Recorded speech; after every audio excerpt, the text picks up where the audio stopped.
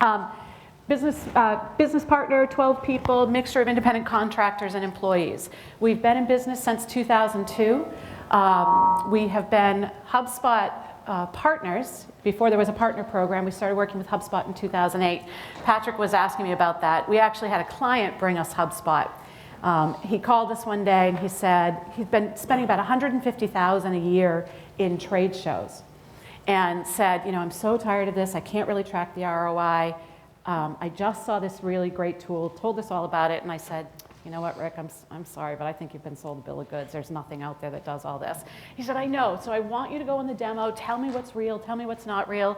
We got on a demo, and 15 minutes into the demo, I emailed him and said, buy it now.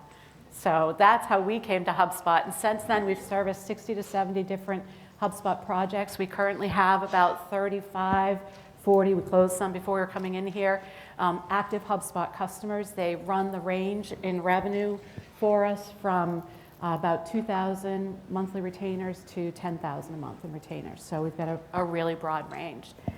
We don't position ourselves as an inbound marketing agency, though. We position ourselves as an outsourced marketing department. And this is going to be important when we start talking about the contracts that close and how we handle contracts. This will be at the end, too, for the ratings. Okay. One of the things I found very interesting over the last few days is in paying attention to, I was in Ditch the Pitch, and then I came to Paul's session yesterday that he did, and it was amazing to me that none of us as presenters collaborated on our presentations, but the themes that I heard in those presentations, and I didn't make it to all the VAR sessions, so I suspect in other presentations in the VAR sessions, the themes that you heard pretty much wrote my presentation. As I was listening to a couple of those, I thought, oh my God, they've heard it all now. But I think it really points out how important it is to take some of these themes away as you're thinking about how you want to grow your agency. Who loves to know the very end of a book before you read it? Who loves to know the very end of a movie like Sixth Sense before you see it? So if you really hate that, you might want to close your ears because I'm going to tell you the whole end of my presentation before I even get started. We don't write contracts. So the secrets to contracts that close is we don't do contracts. I'll take you through our process. We don't have a service agreement with different service levels that's 4 or 5 pages that tells the customers what we commit to do, that describes the terms. We have a 1-page, what we call work order. And on it, it says, dear customer, this is a reflection of the proposal we prepared, saying that we're going to work together. We're going to give you some marketing services for this amount, and you're going to pay us in this time frame. Please sign here as an authorization for us to begin work. 1 page, that's it. And by the time we get to that, the project was sold 3 steps before it. So I'm never writing a contract or a proposal or a work order without already having a yes. And so what I want to take you guys through is how we do it. You might pick some things, there are going to be some things where you go, not for me, but hopefully you'll have some takeaways from that. The reason we do that, and Gary said it this morning, right? The objective is not customer acquisition. The objective is customer retention. You can't retain crappy customers, right, that you don't have a good relationship with. So the end result is you have to be working as a team. And our sales process, and it's constantly evolving and changing, and it's going to evolve when we get back to the office because of things we learned here this week. Our sales process creates a team environment before we even get there. So obviously we all focus on acquisition, but you need to be thinking about the retention piece. And part of that comes from really focusing on the process, not on the paperwork that comes through it.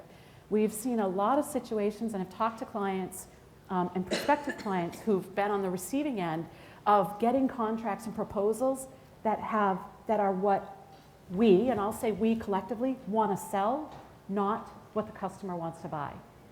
And we even talk to our customers about this. We don't care, and we'll tell our customers, we don't care how easy it is for you to sell your products and services.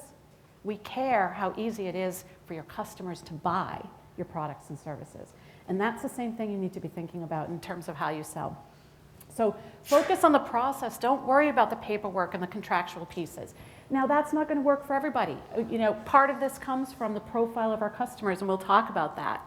But from a process perspective, where we start, the number one place we start, the moment a lead comes in through the door, and we are currently turning away probably about 40% of our leads, is the client going to be a good fit? And we can tell that, I'd say, we can tell that maybe 50% of the time just from the form. So we'll take a look at the form.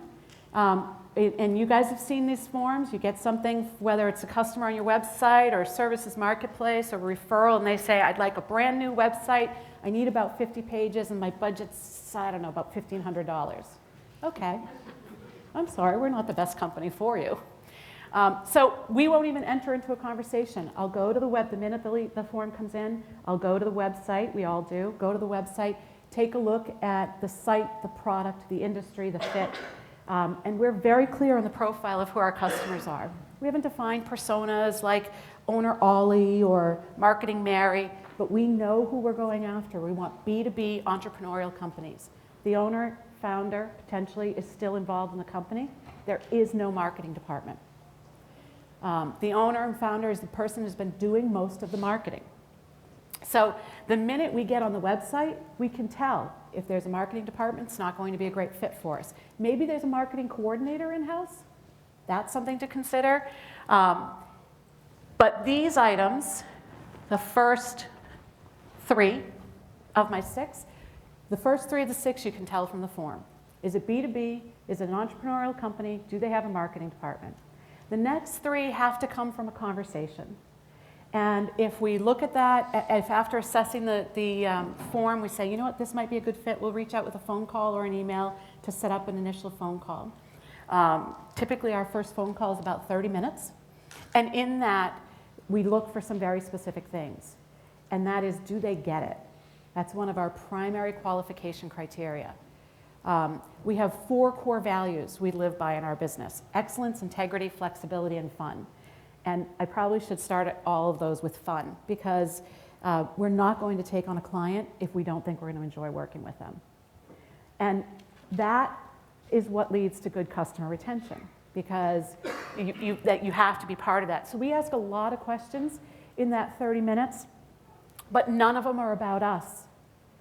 So typically in a 30-minute initial conversation with the client, they have heard nothing about us. The last 2 minutes, I'll say, okay, well, let's talk about the next step is. And they'll say, well, could you just tell us what you guys do?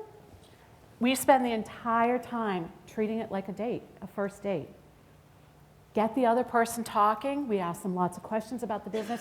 And not only are we trying to root out the things that we all want to know, do they have a budget, things, but we are trying to root out, is this person going to be someone we'll enjoy working with?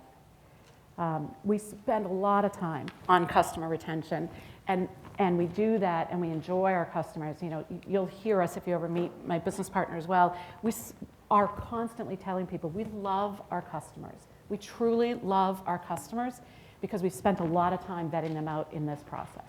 So this is where we make our investment. I mean, we obviously invest in our customers, but we invest here a lot. So 30 minutes, we probably talk 5 of those 30 minutes. And that's really important. That's a really important part of the process for us. So a lot of times what people will do, and I know that there are automated tools and there are agencies sending out questionnaires and you let the client answer the questionnaire, we just find that that personal approach is so critical. And what this is doing and what it has to do with the contract or the non-contract that we provide is this is the information that feeds into our proposal. We learn what the hot buttons are. We learn what's important to them. We learn whether they have resources in-house that they want to supplement as part of the marketing team. Oh yeah, you know what? We have somebody who can do a little bit here and there. We gather all of that information, and that's what we're learning. Asking these questions, having shared absolutely no information about us, commenting occasionally about things they need to be thinking of, really allows us to show them that we're an expert, not just tell them that we're an expert. So as we go through this process, and someone asked me, you know, how long our sales process is. We probably spend, honestly, about 2 hours on the actual selling, typically over a 2-week elapsed time period.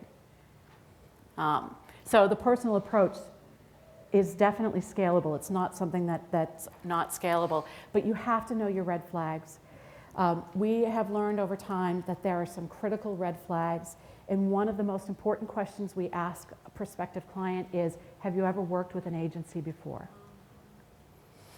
And have you ever worked with an agency before, and why did that relationship end, or why are you not continuing to work with them, is a very revealing question. Because people will tell you things.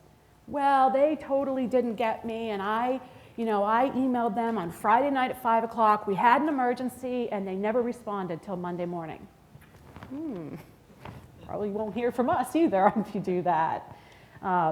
So you have to really understand the red flags, and I think that's the most important question you can ask, because they will tell you things that tell you a lot about how they value your services, a lot about their personality, and a lot about how they value you as a person.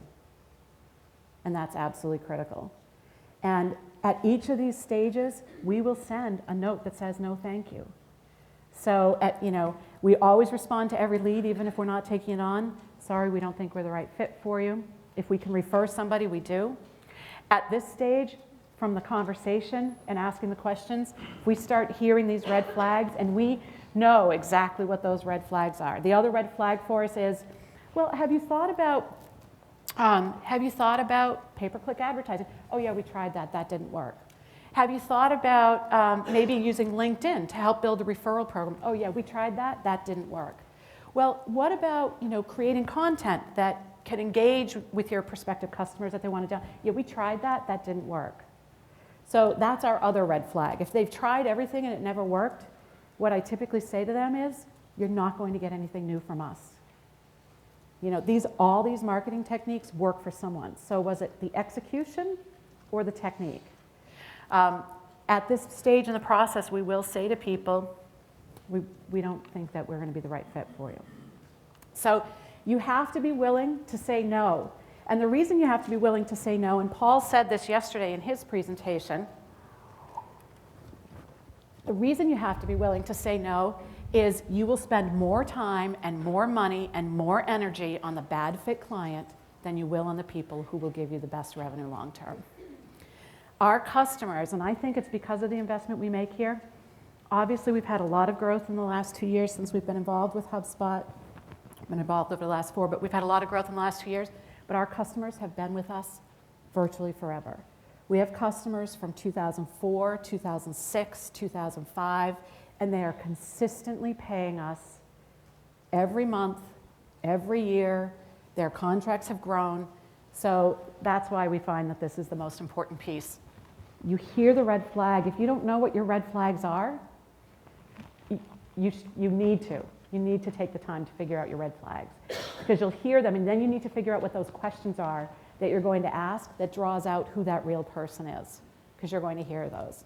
And by the way, you guys, I think people probably handle this differently in different sessions. I could talk to you until tomorrow morning. But if you have a question, interrupt me. Don't feel like you need to save it till the end, because I'll keep going. We then make a very, very strong investment in the sales process. You are about to ask a customer to send you thousands and thousands of dollars, hopefully tens of thousands of dollars. You're asking them to invest in you, and this is really where you need to invest in them. And our next step, if we get to this point with a prospective client, once we've qualified them, and whether whether they've been on HubSpot 2 months, whether they're a HubSpot customer or not, we'll say to them, what we would like to do is do an assessment. So if they come to us because they want inbound marketing, we'll say, if you're comfortable adding us to your HubSpot portal and your Google Analytics, we'd like to take a look and understand what's happening, take a look at where the low-hanging fruit is, and do a brief assessment for you that will let you know what's working and where your low-hanging fruit is. It takes us about 30 minutes now to do these assessments. There are folks who say, wow, it's giving away a lot of information, but you know what? We're proving that we're experts by educating and sharing. We really came out of that philosophy of anybody that's ever been in a BNI group of givers gain. You have to give to get. So we will do an assessment, and sometimes they're 2 or 3 pages long of bullets of this is what your traffic looks like. This is where your biggest problem is. We notice that your direct traffic is outpacing your organic traffic, and you're not ranking for any of the keywords. Here are 3 things you might want to think about. So we will take the 30 minutes that it takes us to go through the analytics, quickly write up an assessment, and send it to the prospective client. That's our major investment. And we give away a lot of information in that. And when we have the conversation with someone after that investment, the conversation always goes like this. Oh my God, that's exactly what we need to do. We'll go through, answer any questions, and I'll say, what would you like to do for our next step? Well, we really need a proposal from you. Are you talking to anyone else? No, at this point, we're not talking to anybody else. Clearly, you get it. So every competitor that had been in the process prior to that web assessment, or if it was a marketing materials that came to us for a marketing materials assessment, is gone. Because people will say, I did get a couple of other proposals, but you clearly understand what we need to do. You hit the nail on the head. That investment is absolutely worth it because we won't write the proposal until we've gotten that agreement. And the other thing that makes this really kind of fun for us when we get to this point is it's very easy to say to somebody, let's talk about budget. Before I put this proposal together, I have a sense of where this might fall, but what were you thinking? And you know that dreaded budget question, right? You ask it in that first sales call. Well, do you have that? They don't want to share that. It's like, why am I telling a total story? I have a budget, but I don't know what my budget is. Well, yeah. At this point, people will say, yeah, I was thinking whatever number. And we've had prospective clients who one's in the room, who I said, we're thinking it's probably going to be about $3,000 to $5,000 a month retainer. And he said, what if we gave you $10,000? Oh, that's okay. We could do something with that.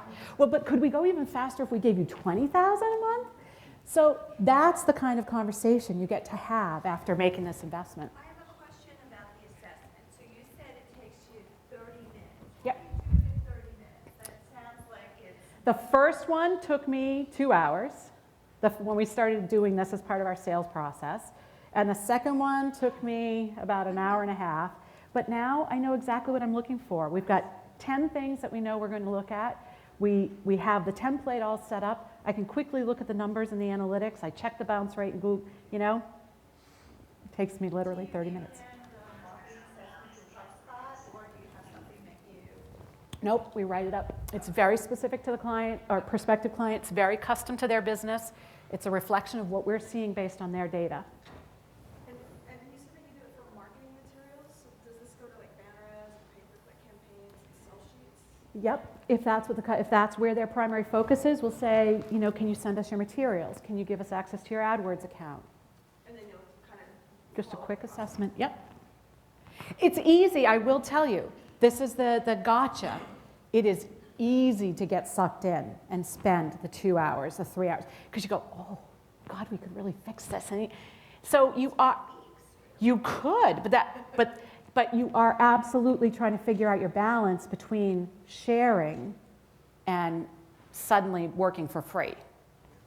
And after being in business 10 years, I will say we've worked for free sometimes, so we learned our lesson early on not to do that.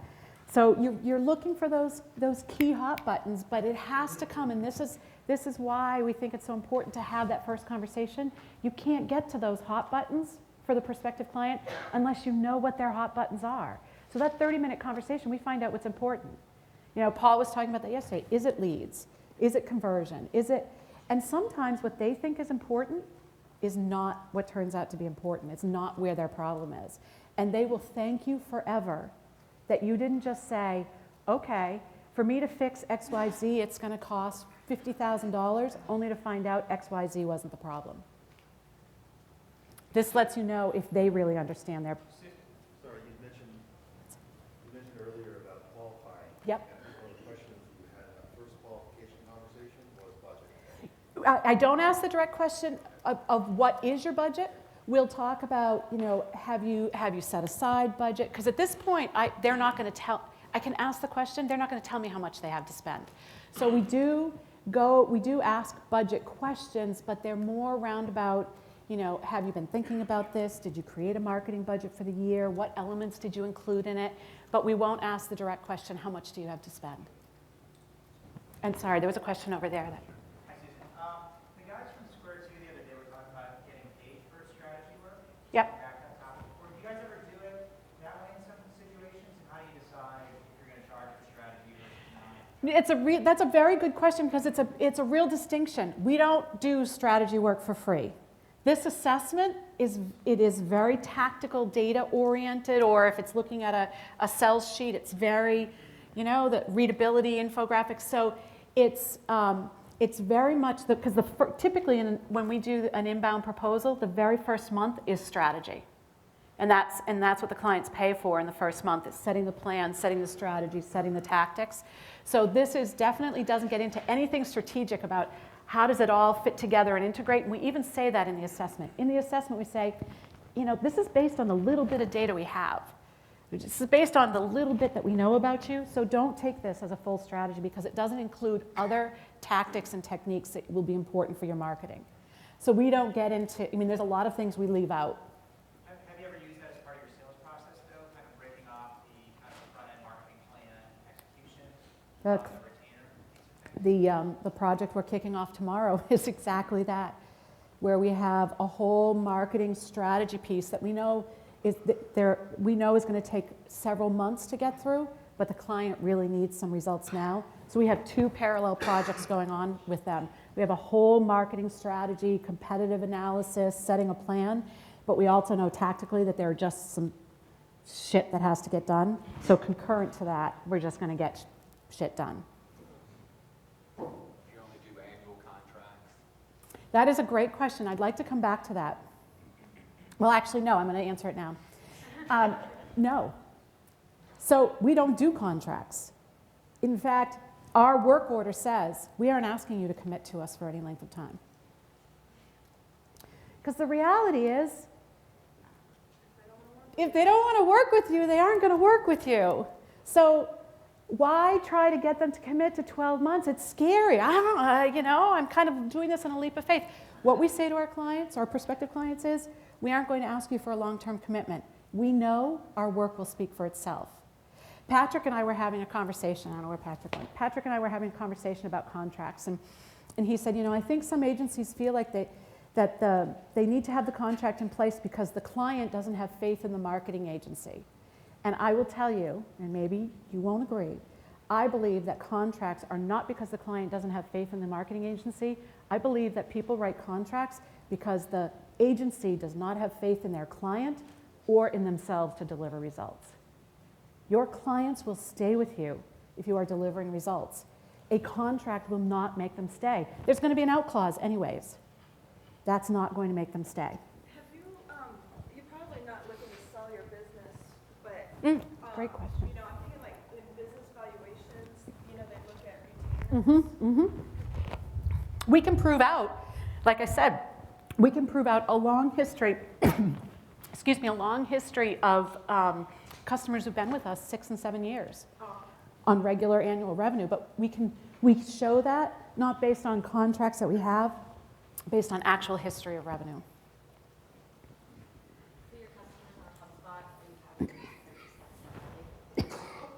Yes. business partner. Yes. Yep. Another part of our model that maybe makes this a little strange, and I will repeat the question. The question was for the customers that are on HubSpot. So if we have a customer we're bringing to the table and we want them to buy HubSpot, do we have them do that separately? We have them go direct. We have them buy direct to HubSpot and have that direct relationship. We don't bundle that into what we do. That's one of the things that we've decided a long time ago as an agency. We want our clients to have that direct relationship. We know that HubSpot's not going to do anything with that, so we immediately put them in touch with our partner manager, who's Buck. We immediately put them in touch with Buck. He takes care of all the paperwork and contracts. We don't even get involved in that. So with not having a contract, not having a minimum commitment time, there's obviously an education piece that needs to go in that lets them know that this is the long term, this is a marathon. Yep. How do you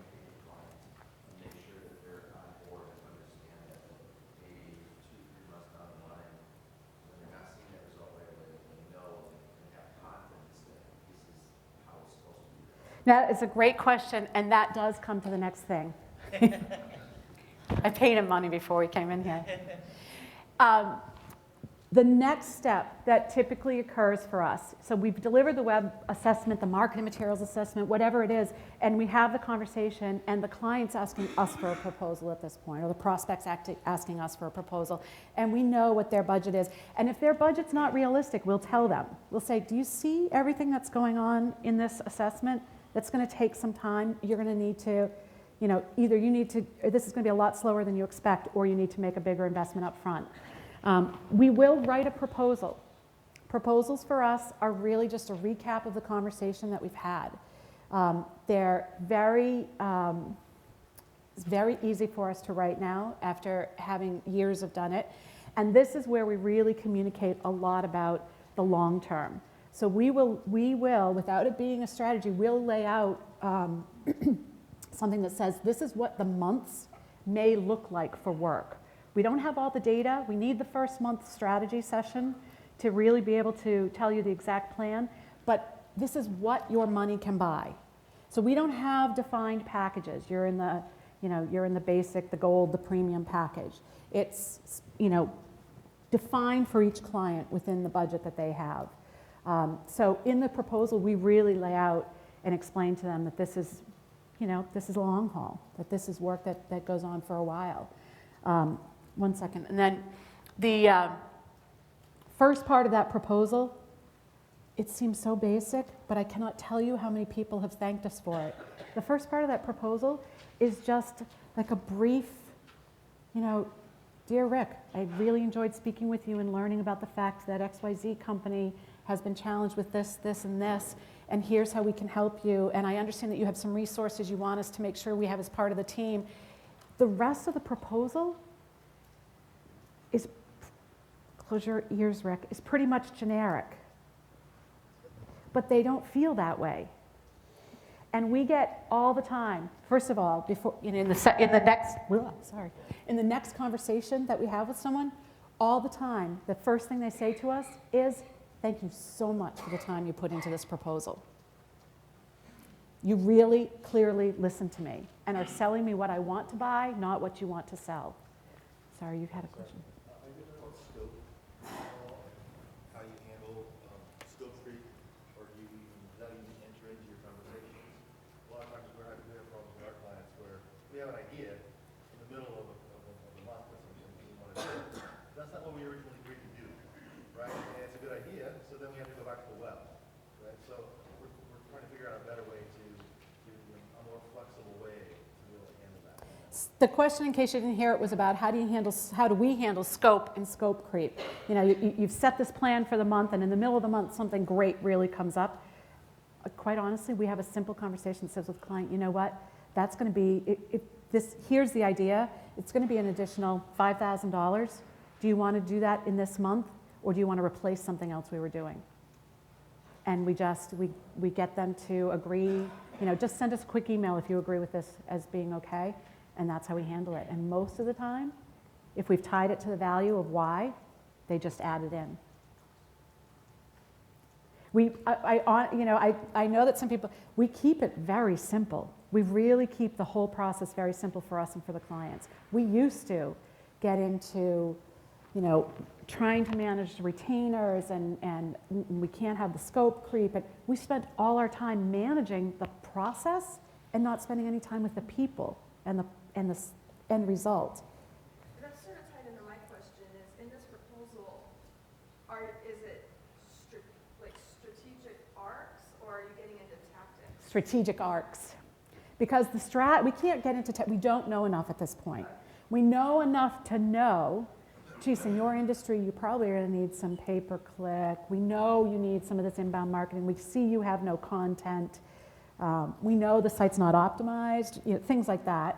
But in the tactics, should we do banner advertising or should we do advertising with an industry website? For our manufacturing clients, should you be in global spec or Thomas? We don't know that stuff at this point until we start digging in. I have two questions. So after you give them the raw proposal and you have a strategy meeting with them and you discuss those tactics, like you sort of figure out what you're going to do, then do you share that with them, or do you just kind of go about doing So, okay, so there were a lot of questions there. That's okay. So if I understood the first part of your question, it was about the strategy session after we've closed the deal. So we've closed the deal, we have our discovery meeting and our kickoff, we do the strategy session, we sit down, we write the strategy, we share that with them. There are times, and you have to make this decision, there are times when it's a smaller retainer and it's really just about getting shit done. And the client knows that. Like, you don't have time for strategy, we just have to fix these things. Your budget doesn't allow for that, we just have to fix these things. So there are times we'll do that, but we always share the strategy with them. And we used to do, God, I can't even believe we used to do this, and your guys are probably going to roll your eyes. We used to do 12 months of tactics. And I don't even know why we used to do it. My business partner said, I don't know why we used to do it. Because we work with entrepreneurial companies, and within the first 60 days, nothing was the same. And so it didn't matter. We would spend all this time on something they never read and never used. So we'll do a 90-day plan of tactics now. The second part of your question was, when do we introduce HubSpot? If it's not a HubSpot client and they're coming to us and we know that it's going to be a good HubSpot fit, that happens before the assessment. We actually start that conversation to say, what is your website on? Can you give us access to Google Analytics? We'll look at Google Analytics. When we provide the assessment to them at that point, we'll talk to them about the fact that, the data you have, and then we'll show them the data they could have and how they could get it, and that's where we introduce HubSpot. Okay, so after you see their stuff, then you kind of say, oh, this is what you should be doing. Yeah, because it's so much, I think because there are things that are impossible for us to tell from Google Analytics. And so being able to say, but we don't know about this or this or this or this. Well, let me show you. If you had a tool, and we'll show them, a screenshot from sources or something like that, so that they get a sense of the breadth of what they could see. And we also talk to them about efficiency. We have a lot of conversations internally in the company about whether we want to work with non-HubSpot customers. We do, but we have a lot of those conversations. And we'll be talking to someone, they'll say, but if I choose not to use HubSpot, will you still work with me? And right now we say yes, but our answer is yes, but we have to tell you, with HubSpot, we're going to be 10 times more efficient for you. You're going to have greater visibility, you're going to have greater control, you're going to have deeper data, and we're going to be able to get more done. If we cobble it together outside of HubSpot, we can get stuff done, but you have to know it's not going to be, can you do the numbers again? Thank you. You have to know it's not going to be as efficient. And it may take a little longer because we're not going to have the information to be able to make a decision, make a change, make a decision, make a change. So this proposal outlines the scope of what a month may look like. We do it for 3 or 4 months. It quite honestly, the second section of that proposal takes me maybe 15 minutes because we've written so many of these and I just make slight changes through it. The other thing that we make sure our proposals include, so they have the feedback back to the prospect, what we heard, feeding that back to them, what we'll do for them, but then throughout the proposal we have supporting testimonials. So our proposals are not contracts, they're not really proposals in what you might think the traditional sense, they're very much marketing documents. You're still marketing at this point, you're still selling at this point.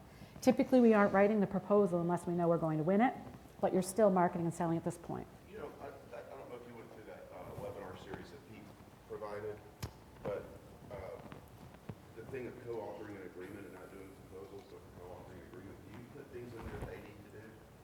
Expectations of their clients? Yes. Yep. And that too is not fully fleshed out until we get to the strategy, but it'll, we'll say, and that's where we talk about what other resources do you have and what information we're going to need. So we put a piece of that in. Yes? At what point are you putting some budget numbers actually to what you're talking about, and being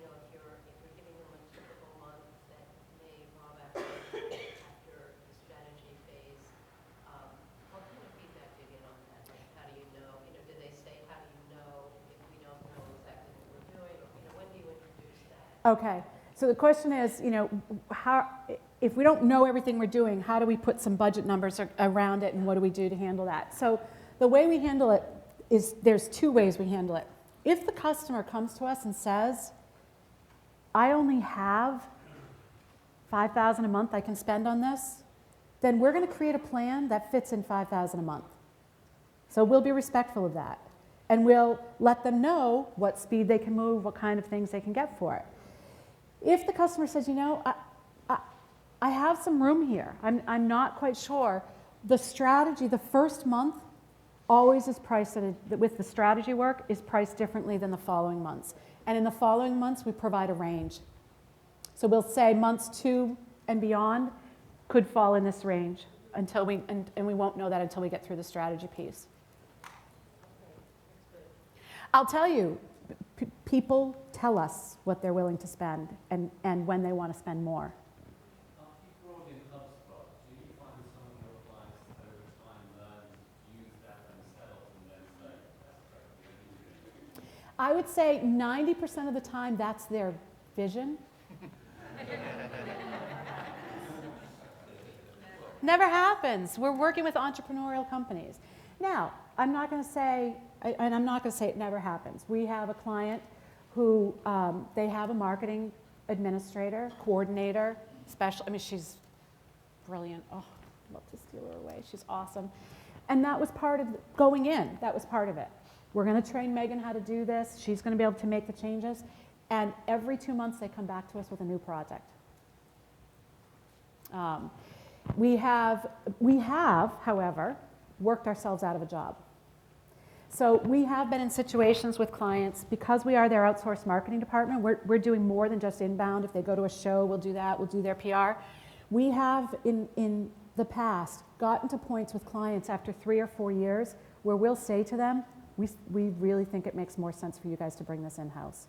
And we'll help them hire their marketing person and then transition everything over. So we do work ourselves out of a job sometimes.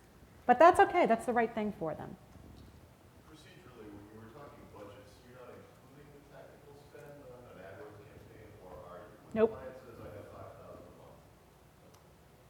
When the client says, I have $5,000 a month. When the client says, I have $5,000 a month and they want AdWords, I'll say, okay, that'll be $5,000 a month plus the AdWords. Because the minute you start getting into the AdWords piece, we'll treat the $5,000, we'll treat the $5,000 a month as marketing services, kind of in that broad bucket. But it says out-of-pocket costs such as, buying photography, newswire releases, Google AdWords, that's all out of pocket.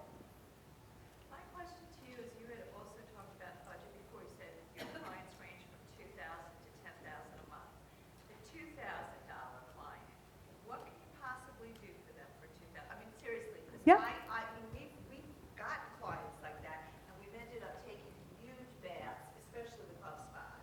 So can you just kind of talk to us about what you would actually do for them with HubSpot? Yeah, and actually, because we used to have a lot of clients at $1,500 a month, and I would say, quite honestly, it's more $2,500 a month is the bottom now than it is $2,000.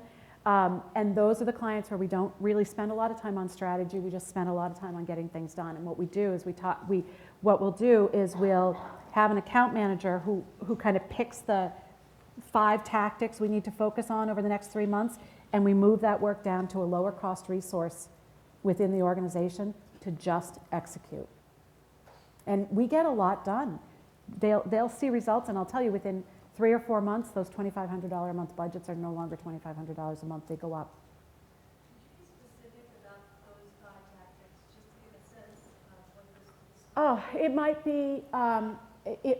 be in month 1, we're going to complete your keyword research, optimize 5 pages, and make sure your forms have autoresponders, depending on where their problems are. And then in month 2, we'll get to the next 5 pages. So to the question that you just asked, what can you really do? You have to set the expectation that says, if you can only spend this amount, your return is going to take longer. Things are going to move slower. And so It comes to, and I think Paul was mentioning this, if you have a desperate client that has $2,000 a month, you will never make them happy. If they're sitting there saying, I have to have leads tomorrow, they have to pay a lot more than that. So it has to be, you can't take on a client like that unless they really get it and understand this is a long-term investment. And when you do those monthly breakouts, are you giving them a flat number or a range of the number? Like, we're gonna do these things, and then is that one number or a range? In the proposal, it's a range. In the proposal, it's a range. Because we don't even really know if those things are really going to be those things. I see. It's more just, we want you to, because here's what happens. It's selling services, right?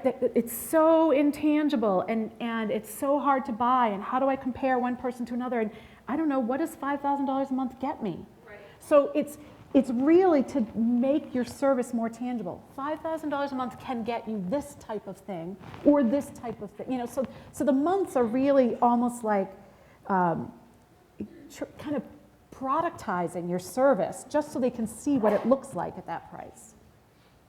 I just want to make sure, did I fully answer your question? Okay. Very quick question. Have you ever had a client who sent you a proposal form and said, this is our corporate proposal Nope. form, use this? Nope. And if they did, I would say, I'm sorry, we're probably not the best fit. It's more in larger corporations. Yeah, I do think, I will say, and I think it's very important to keep the context of who our clients are.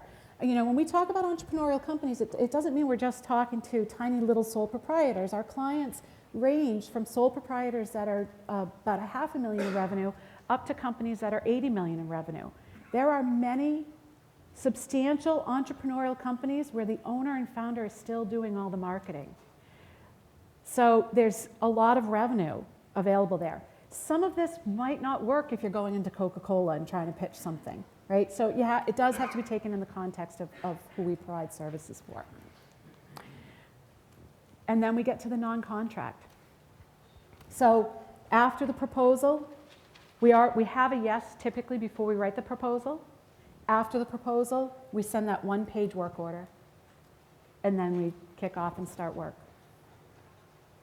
Now, there are times when we don't get to yes. I will say, you know, we've got to dig into some of our numbers, but of the prospective clients that we write proposals for, we close greater than 95% of those. Because we know what they're going to do. But typically when we lose after that, it's because they said, ooh, you know what, I'm not sure I really can commit to this. Time, money, whatever. And we lose typically to a no decision. Maggie just told me we're out of time. I'll stay here. I'm happy to talk to anybody if you have any additional questions. So. The work order. You said it one month, every month, over and over. Nope. Nope. One. One for the life of the client. Yep. We say. Sorry? You collect up front for that month. We actually collect half up front and the rest at the end. So thank you guys. I'll stay up here because I know Maggie wants me to stop talking.